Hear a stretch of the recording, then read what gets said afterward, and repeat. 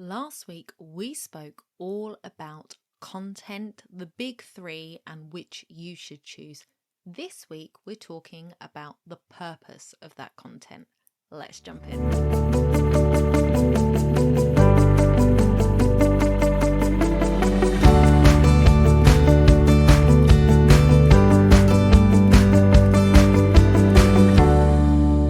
Welcome back to the podcast, everybody. If you are new here, welcome. Thank you so much for joining us on the YouTube channel. If you want to hit that subscribe button and that notification bell, you'll get notified every time we upload an episode and you won't miss anything. So let's jump into today's show. If you weren't here last week, we did an episode based on the big three content producers, which one you should choose and why.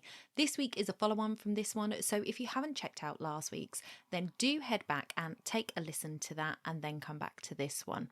So in today's show, I want to talk about the purpose of your content, and this was actually sparked by something that happened to me today when it comes to content production and how people deal with it. So this is actually like right off the cuff. I wasn't planning on doing this episode today, but it really fits with what happened today. So I am going to go through some stuff and I shall tell you the story towards the end. So make sure you stay tuned for that story.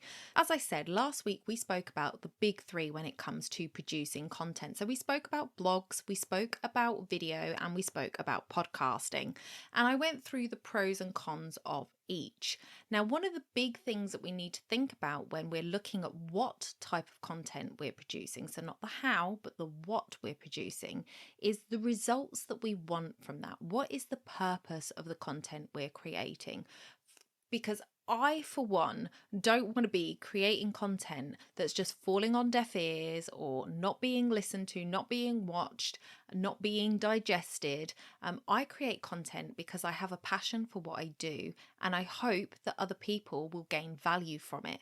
And I hope that that is why you want to produce content as well. It is a means to reaching people with information that you have about a topic that you are an expert at. So the reasons that we might want to create content is to build that brand awareness. So you come from a position of being an expert in a certain field and you want to give that knowledge to other people. And by doing so, you are building your brand. You also might want to build a community around it. So I know for a lot of coaches that have coaching groups, they are really great hubs for community. So when they are producing their content, they're looking at how can I get more people involved? How can I bring like-minded people together?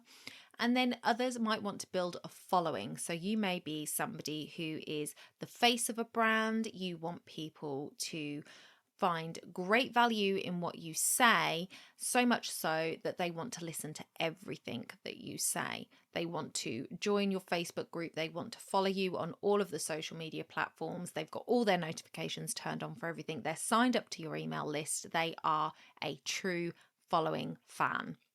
So those might be some of the reasons, and you may want all three, you may only want one of them, but we're going to kind of break that down in today's episode.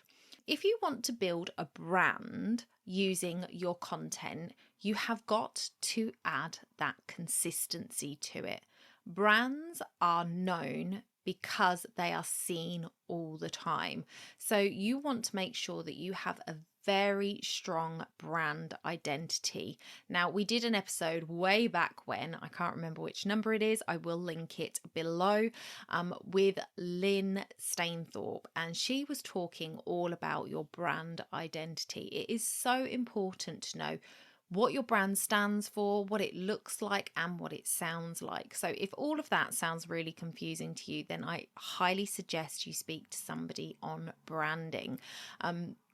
Because it's really important to know the voice that you are using when you are writing your content or when you are speaking your content.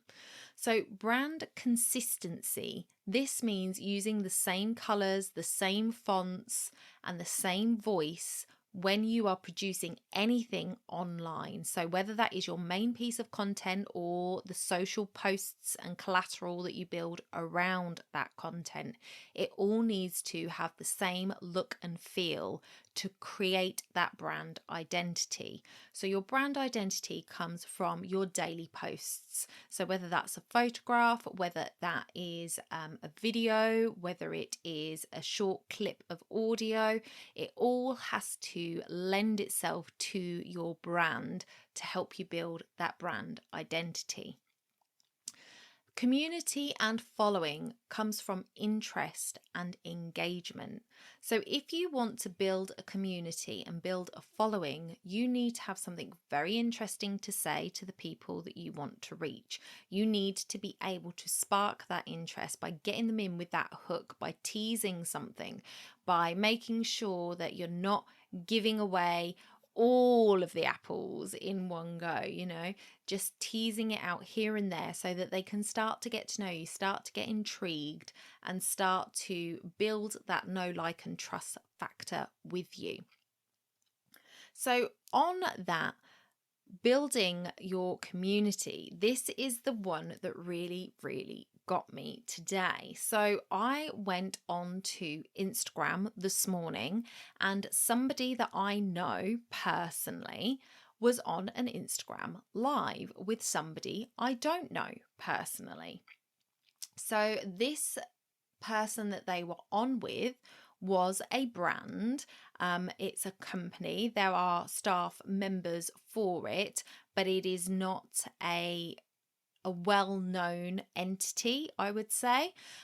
So this brand had my personal friend, somebody who I know, on their live discussing something. The issue comes when you don't engage with your audience.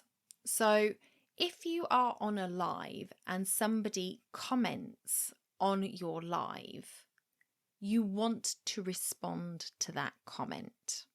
Okay, so if it's a post, this again, it stays the same. If somebody comments on your post, reply to that comment and book yourself some time in the day. So at the end of the day, last 10 minutes before you sign off for the day, that you will scroll through your social media posts that you've created that day and go and respond to any comments that are made on your posts. This should just be a standard practice in your business that you do this. It's a 10-minute job. You're usually only posting one post a day. You're maybe putting it on 2 or 3 platforms. You just need to go through, see if anybody has commented. If they have, then make the effort to reply to that comment with words, preferably. Sometimes if they've just hearted it, you can like that comment back. You don't have to put in any effort. But if they have written something, that was a great post, thank you so much, that helped me, hearting it is going to be a bit disheartening to that other person. It's like, oh great, okay, they liked it. That's nothing to them. It doesn't mean anything, and it doesn't do you any favors in the algorithm, really. But if you were to post, oh thanks, I'm so glad you found that helpful, what in particular was it you were stuck with, or what in particular helped you, then it gives the opportunity to start a conversation that will help you in the algorithms, and it will make that person feel important and feel heard. And if you are wanting to build a community, then people need to feel heard and they need to feel important. If you're trying to build a following, again, people need to feel like it's a two-way street. Yeah, if they are coming to your posts and they are commenting and they are getting nothing back from you, what was the point in them commenting? Yeah. So if it is a post, that is perfectly okay to just go on at the end of the day and check that there are no comments that you need to respond to. And I would say for me, it's a little bit like email. So what I would do is I would do 10 minutes in the morning where I check my emails and I check my social, 10 minutes after lunch or before lunch, depending, and then 10 minutes at the end of the day. Now, my emails, they may take longer. I do have a bigger section in my calendar where I look at my email stuff at a different time. But when it comes to your social and you're just checking those notifications, you can get through that quite quickly. So that would be my suggestion, to make sure that you do that. Now, when it comes to the lives, that is instantaneous. Okay, so if you were to post a video, again, it goes in the same vein as a post. People aren't expecting you necessarily to be right there answering as soon as they post something, but they do expect to get some sort of reaction back if they've made the effort to put a comment. But with video, with live video, that should be instant gratification. If somebody has taken the effort, one, to watch you when you're live, which means that they're taking time out of their day right when you're speaking, they've stopped whatever it was they're doing to give you their attention, and then they comment and they get nothing back, that feels a little hurtful, actually. So what happened this morning was this person was talking about something that I could speak to. So I spoke to it in the comments, and I basically just said, oh yes, I know what she means. I was on that too. Something along those lines. And rather than acknowledge that I had spoken, the person doing the little interview on the Instagram live didn't even address the comments. So there are a few people that came on live. I think I was the only one who commented. I could only see my comments as we were going through this live. But I commented this one comment. I got nothing in return. When they finished, she didn't go back through the comments. So I know it can be difficult to kind of read the comments as you're talking to somebody else, and it can really interrupt the flow of your interview. You have to have good interview skills and good multitasking abilities to do that. And I know for some people that can be difficult. So I'm not suggesting that you sort of stop and stumble over everything. If you know that the comments will distract you and you won't be able to get done what you need to get done, then you can swipe them away or you can ignore them. But it is really important to come back at the end of your conversation and say, hey, I'm just going to check and see what's in the comments, because there are people that are watching you live and they've taken that time out of their day to do that. So if you check back at the comments and that person could have turned around and said, oh, so-and-so's in the comments, she said that she did that too. Do you remember that? And the other person could have gone, oh yeah, I know her, blah, blah, blah. It could have created more of a conversation. It would have made me feel part of the conversation, which was part of what a live is all about, is bringing your audience into it. And I would have been more likely to have followed that other person that I wasn't following, because on Instagram, if your friend goes live with somebody else, it will tell you that somebody you follow is going live, but even if it's the other person who's initiating that live. So that other person could have got a new follower if they had engaged with me in the comments during their live or at the end of the live before they finished. I may well have gone over and followed them because she took the time to include me in the conversation. But she didn't include anyone in the conversation. It basically could have just been a video that was uploaded, because she didn't talk to anybody in the comments. She didn't make any reference to any of the comments that were coming through, and then they ended the live. And I have to say, I felt a little bit like, well, what was the point in that? So for live video, it is very nerve-wracking to do it in the first place. I understand that. But if you are going to do live video, then the least you can do is say up front, I'm not going to comment on the comments because it distracts me and I'll lose my train of thought, but I will come back to them at the end. And a lot of people, even if they come in halfway through, expect that people will usually come back to the comments at the end. The other thing you can do is, if you forget to do that, or it's too difficult, or you're going to stumble and you feel uncomfortable about it, turn around and say that you'll come back to the comments after the live and answer questions, or whatever it is that you're doing the live for, because there's got to be a purpose for the live, right? So this live was basically introducing somebody to her audience. She was introducing my friend to her audience. This is who she is, this is what she does. But they didn't give any room for questions or comments of how you would connect with her, what it is that she how she works with people in her business. There was none of that. So it was very pointless, in my opinion, to have done that live. It was a tiny little video. There was no call to action. There was no engagement in the comments. And still to this point, which is about, I want to say 6-7 hours later, there has been no notifications that they have responded to those comments that I made during the live. And that to me is a failing on their part to build the right kind of brand identity, because now I have a negative experience with that brand. They aren't building a community because they did not make me feel part of that conversation, and they're not building a following because they didn't make me feel part of that conversation. I have no interest in listening to anything else they say, quite frankly. So when you are doing your posts, it is so important to get that engagement.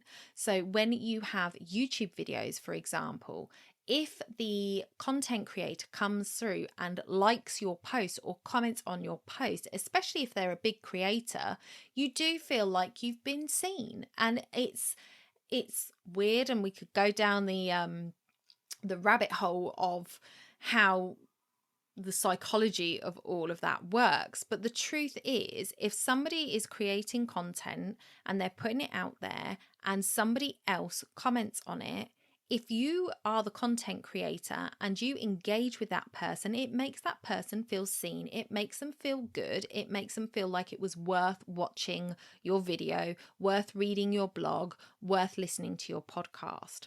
So don't ignore the people that take the time to comment. And I know sometimes the algorithms work in weird ways and you don't always see all the notifications, but that's why I say purposely go back to your posts at the end of the day and see what has been put on there, if anything. Because if you don't and you miss those people are going to feel like they haven't been heard. So what's the point in staying around? So that was my experience today, where I kind of felt like, well, what was the point in me watching that? Because they didn't include anybody, and it wasn't just me. I'm not just sitting here going, oh my God, they didn't comment about my comment. They didn't do it to anybody. So it wasn't, I think even when other people comment and the people that are on the live pick out a few people, you still feel like that's okay, because you understand they can't read every single comment if there are a lot of comments coming through. But when there is only a few comments and none of them are addressed, it's like, well, what was the point of doing it as a live? You might as well have done it as a video, because you will get the same response. So if you haven't got the time, or you don't want to, or it makes you feel uncomfortable to respond to things live, then you may as well put up a regular video, because Instagram will push live videos to people's feeds. They'll give them notifications of a live, but you're actually going to be damaging your brand, damaging your community, and damaging your following if they push it out to people, people come and watch, and you don't address those people. So that is my advice. Take it or leave it. That is completely up to you. But I would say that you should be making sure that you are checking your social media posts, making sure that you are commenting where other people are commenting, giving a little heart emoji to anybody who drops an emoji in the comments, and just making sure that your audience are feeling like they are having a two-way conversation with you, and it's not just a one-way thing where you're giving them information and they are not being heard in return. So if you want to build your business and you are going to create content, especially using any of those big three that we spoke about last week, make sure that you understand the purpose and reason behind creating your content, and then make sure that you engage with the audience. So if you have listened right to the end here on YouTube, then please let me know below, how does it make you feel when content creators actually respond to your comments? And if you haven't yet, hit that subscribe button and that notification bell, and please do give this video a thumbs up before you leave, and I hope to see you back next week. Bye for now.